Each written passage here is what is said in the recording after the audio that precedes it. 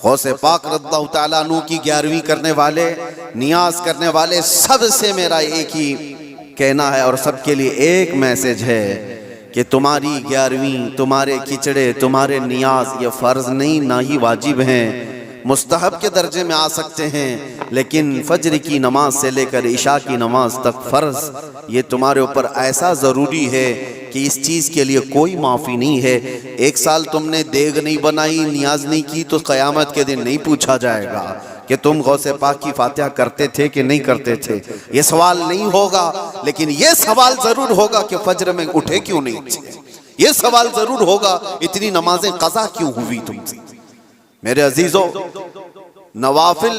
اور مستحبات میں پڑی ہوئی یہ امت، میں منع نہیں کرتا، آپ شوق سے، ہم بھی کرتے غوث پاک رضی اللہ تعالیٰ عنہ کے دربار میں ایصال ثواب کے لیے، مرحومین کے لیے ہم نیاز، فاتحہ، ساری چیزیں کرتے ہیں، لیکن اس کا مطلب یہ نہیں ہے کہ کل وہی ہے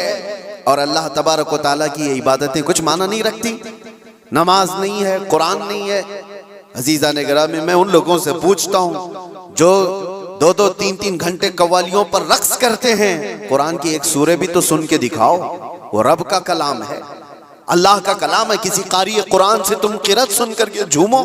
پھر پتہ چلے کہ ایمان تمہارے دل میں کتنا ہے۔ ڈھول باجوں پر رقص کرنے والی قوم، ایمان سے اگر تعلق ہے تو ان خرافات میں نہیں جا سکتا کبھی۔ ایمان مضبوط کرو، اولیاء کاملین کی جماعت سے وابستہ رہنا یہ ضروری ہے، لیکن اس کا مطلب صرف یہ نہیں جو بنایا گیا ہے۔ ہم سنیوں پر ایک بڑا الزام یہ لگایا جاتا ہے کہ یہ صرف چادر، گاگر، جلوس، فاتحہ، نیاز، 11ویں والے لوگ ہیں۔ میرے عزیزوں، وہ ایک پارٹ ہے۔ ظالموں نے جس طرح کا یہ ہمارے اوپر الزام لگا کر رکھا ہے کہ یہ سجدے کرنے والے لوگ ہیں، قبر کی پوجا کرنے والے لوگ ہیں، اور مزارات اولیاء پر جا کر شرک و بدعت کرنے والے لوگ ہیں، دنیا کو یہ پھیلا کر کے رکھا گیا۔ ہم اس سے برات کا اظہار کرتے ہیں۔ ہم سنی مزار کو سجدہ تو چھوڑو، ہم رسول کو بھی سجدہ نہیں کرتے۔ سجدہ صرف اور صرف اللہ وحدہ لا شریک کے لیے ہے، عبادت صرف اللہ رب العزت کے لیے ہے۔ سجدہ تو دور کی بات، جھکنا بھی جائز نہیں ہے،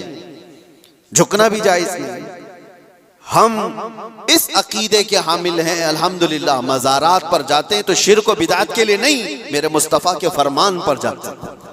حضور پاک صلی اللہ علیہ وسلم کے فرمان کی بنیاد پر جاتے ہیں۔